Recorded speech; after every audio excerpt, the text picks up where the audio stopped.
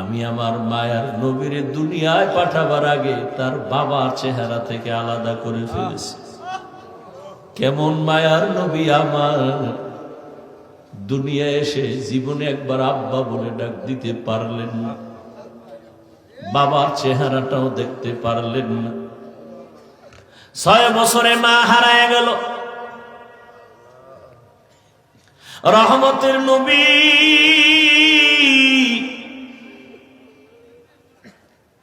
ছয় বছরে অবস্থা মা আমেনার মরণ এসে গেল। বিদায় বেলা মা কান্না করে, আর দাদা আব্দুল মুত্তালিবের কয়, নাতি তোমার হাতে দিয়ে গেলাম, খেয়াল রেখো তোমার নাতির দিক। কেমন মায়ার নবীর পরীক্ষা! নবীজি কাঁদেন, আমি কাকে মা বলে ডাকবো? সন্তান বিপদে পড়লে দ্রুত টেলিফোন করে, বাবা আমি বিপদে পড়ছি, তাড়াতাড়ি আসো, উদ্ধার করো। মাকে বলে, মা একটু কলিজা দিয়া দোয়া করবা যেন আমার মুসিবত দূর হয়ে যায়। নবীর বাবাও নাই, নবীর মাও নেই। 8 বছর যখন নবীর বয়স, তখন দাদা আব্দুল মুত্তালিব বিদায় নিয়ে চলে গেলেন। দুনিয়া দারুল আসবাব। রহমতের নবীর উপরে 2টা ছায়া ছিল দুনিয়ার লাইনে। এক ছায়া চাচা আবু তালেব, আর এক ছায়া হলো তার সহধর্মিনী আম্মা জান খাদিজাতুল কুবরা রাদিয়াল্লাহু আনহা। কেমন কঠিন! একই বছরের অল্প টাইমের ব্যবধানে চাচাও চলে গেলেন, নবীর কলিজার স্ত্রী আম্মা জান খাদিজা রাদিয়াল্লাহু আনহাও চলে গেলেন। ওদিকে এমন একটা জায়গায় নবীরে পাঠাইলেন, এমন একটা সমাজে, যেই সমাজের মানুষগুলো পৃথিবীর নিকৃষ্ট লম্পট চরিত্রহীন। আরে মসজিদের পাশের মানুষগুলো অন্য মানুষের তুলনায় একটু লাইনে থাকে। মসজিদ তো, খবরদার জোরে সাউন্ড দিয়ে গান বাজাইস না, এটা নিয়ম আছে না? মসজিদের দূরের মানুষের তুলনায় পার্শ্বের মানুষ একটু ভালো থাকে। জমিনের মধ্যে আল্লাহ শ্রেষ্ঠ মসজিদ বানাইলেন বাইতুল্লাহ। ইন্না আউওয়ালা বাইতিন উযিআ লিন-নাসি লাল্লাযী বিবাক্কাতা মুবারাকান ওয়া হুদা, মুবারাকান ওয়া হুদাল লিল আলামিন।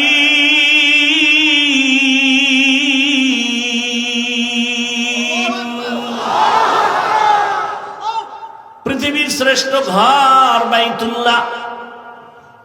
কেমন ঘর! এই সব ঘর মসজিদ কার ঘর? নোয়াখালীর কেন্দ্রীয় মসজিদ কার ঘর? বাইতুল মুকাররম মসজিদ কার ঘর? সব মসজিদ আমার আল্লাহর ঘর, তবে বাইতুল্লাহর মর্যাদা অনেক বেশি। যেই বাইতুল্লাহর দিকে তাকাইয়া থাকবি সওয়াব, যেই বাইতুল্লাহর সীমানায় বসে একবার যদি ডাক দাও আল্লাহ, সাথে সাথে 1,00,000 বার আল্লাহ বলার সওয়াব। বাইতুল্লাহর সীমানায় বসে যদি একবার বলো সুবহান, 1,00,000 বার সুবহান বলার সওয়াব। বাইতুল্লাহর এরিয়ায় যদি একটা সিজদা দাও, 1,00,000 সিজদার সওয়াব আল্লাহ দান করবেন। এমন একটা দামি ঘরের পার্শ্বের মানুষগুলো এত বড় চরিত্রহীন হলো কেন? দুনিয়ার অন্য কোথাও এত খারাপ মানুষ নাই। বাইতুল্লাহর এরিয়ার মানুষ, পাশের মানুষগুলো এই পরিমাণ লম্পট চরিত্রহীন কেন? এর একমাত্র কারণ অনেকগুলো কারণের বড় একটা কারণ, এদের কোনো মুরব্বী ছিল না। ঈসা নবী চলে গেছেন, 500 বছরের প্লাস, এর মধ্যে কোনো নবী নেই। মানুষগুলো মুরব্বী না থাকলে বেপরোয়া চলে, গরুর গলায় রশি আর মালিক না থাকলে গরুর আর কোনো টেনশন নাই, স্বাধীন। জমিনের মধ্যে স্বাধীন স্বাধীন করে যারা চলে, এদের জিন্দেগি ভালো না। আকাশে স্বাধীনভাবে পাখি উড়ে, কোনো দাম নাই। খাঁচার মধ্যে যেটা আটকায় গেছে ওটার মূল্য বেড়ে গেছে। সমুদ্রের ভেতরে 1000 কোটি ধরনের মাছ স্বাধীনভাবে দৌড়ায়, যেখান থেকে সেখানে দৌড়ায়, দাম নাই। জালের মধ্যে আটকায় গেছে, বাজারে উঠছে, দাম বেড়ে গেছে। রাস্তায় কুকুর ঘুরে, কোন কুকুরের দাম নাই। মালিকের শিকল যেই কুকুরের গলায় লাগানো, কুকুরের দাম বেড়ে গেছে। জঙ্গলের হাজারো প্রাণীর কোনো মূল্য নাই, স্বাধীন। কিন্তু যেই প্রাণীটা মালিকের খাঁচায় আটকায় গেছে, চিড়িয়াখানার মধ্যে গেলে, তার ওখানে গেলে টাকা লাগে, দাম বেড়ে গেছে।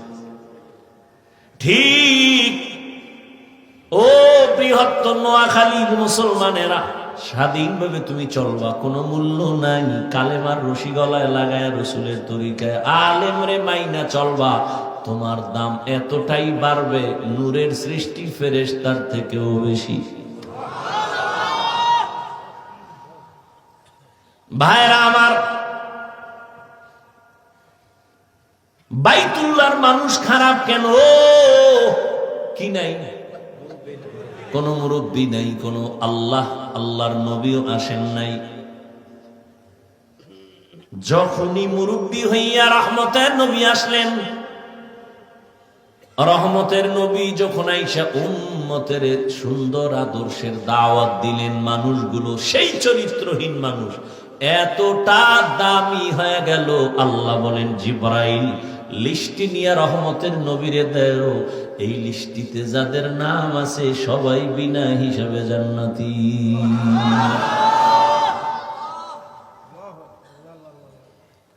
বিদায় বেলা রহমতের নবী চ্যালেঞ্জ দিয়ে গেছেন, ও উম্মতেরা, দুটো জিনিস রেখে যাই, ধরে না যদি রাখতে পারো, তোমাদের সম্মানও যাবে না, ঈমানও যাবে না। قال رسول الله صلى الله عليه وآله وسلم, এই ওই জায়গায় একটা লোক, ও মনে হয় যায় না, ভয়ে, যাও বাবা, ওই যে উঠছিল গেছে না, আবার ওখানে ভেজাল লাগাইয়া সব নষ্ট করো না, তোমার সমস্যা থাকলে যাও। এটাই তো দুনিয়ার পরীক্ষা। সিনেমা হলের দরজাও খোলা, মসজিদের দরজাও খোলা, ওদিকে জাহান্নামের মার্কেট বাজারও চলতেছে, এটা জান্নাতের মার্কেটও চলতেছে, পরীক্ষা চলতেছে, কই ঢুকবি? হ্যাঁ, ওখানে দোকানপাট চলে, ওখানে খেলনা, ওখানে বেলুন, ওখানে নারী, ওখানে পুরুষ, ওখানে যুবক যুবতী, অবাধে কবিরা গুনাহ চলতেছে দোকানপাটে, চলে না? এখানে জান্নাতের বয়ান চলতেছে, ওখানে জাহান্নামের বাজার মিলেইছে ওয়াজ উপলক্ষে। ওয়াজ উপলক্ষে জাহান্নামের বাজার না, ওটাও জান্নাতের বাজার। যদি তাই হয়, তাই ওয়াজ উপলক্ষে দরকার কি বাজারে? দুই একটা খানা দানার দোকান থাকতে পারে, দূরের মানুষ আসবে, ক্ষুধা লাগবে, খাবে। খেলনার দোকান কেন? বেলুনের দোকান কেন? সেখানে আবার এমন দোকান কেন? বেপর্দা নারী ঢুকবে, পুরুষ ঢুকবে, এই কবিরা গুনার দায়ভার কে নিবে? বলে গেলাম, এখানে না, সারা দেশের হালাত বড় খারাপ। ওই যে শুরুতেই বলেছিলাম, বলবে হুজুর বাদ দাও, আকাম বাদ দেওয়া যাবে না।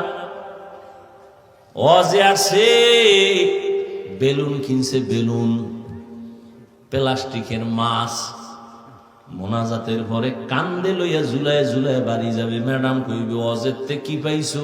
বলে বেলুন মোনাজাতে কবুল হয়ে গেছে, নিয়েছি। হাসো, হাসো কেন? তারও কিন্তু কারণ আছে। ১৫০০ বছর আগে নবী বলে গেছেন, লা ঈমানা লিমান লা হায়া আলা, যাদের লজ্জা নাই ওদের ঈমান নাই। পাগলের কোনো লজ্জা আছে নি? এজন্য হাসে, আবার কান্দে, আবার দৌড় দেয়। অথচ আমি এখানে এতক্ষণ পর্যন্ত যতটা কথা বলছি একটাও হাসির কথা বলিনি। আল্লাহ হেদায়েত দান করুন, আল্লাহ আমারে করুন। আপনাকে হেদায়েত লাগলে আপনারা চাইয়ে লইন, নিজের জন্যই বেতাল অবস্থায় আছে। ভাইরা আমার,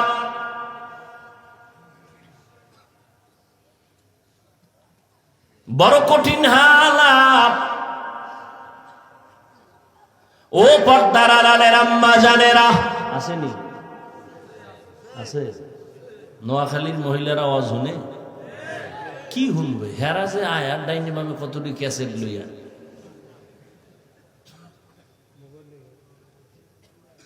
প্যান্ডেলে বয়ে শুধু গল্প। বছরের একদিন পাইছি, এই সমাবেশ আর কবে হবে? বুঝান, একটু কাছে আইও, খবর নেই। ভালো কথা কইব না কইব তোর স্বামী বিদেশ নি, কয় কি হালাত না? ভালোই, এরকম আজীবন থাকলি বালা। গল্প করতে করতে বয়ান কি হলো খবর নাই।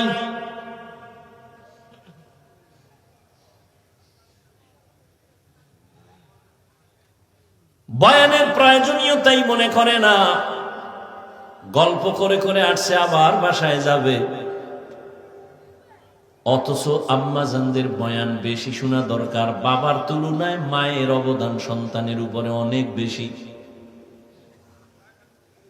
এরে আম্মাজান, এই জমিনের মধ্যে আপনারাই হলেন বড় দামি। জমিনে যত নবী আল্লাহ পাঠাইছেন সব মায়ের সন্তান। আরে আম্মা জান, আপনারা সাহাবায়ে কেরামদের মায়ের মতোই দামি মা। আলেম হাফেজ কোরআনদের মায়ের মতো দামি। আরে আম্মা জানেরা, এ দুনিয়ায় যত ভালো সন্তান আছে সব আপনাদের কারণে। সময় যদি থাকে আমি শেষের দিকে দুই একটা ঘটনা শোনায় যাব। দুই একটা কিস্সা কাহিনী না বললে আমার নাম থাকে। এই নোয়াখালীরা, হাফিজুর রহমান কিস্সা কাহিনীর ওয়াজ করে, তো দুই একটা শুনেই তুইব না? সময় পাইলে শুনাব।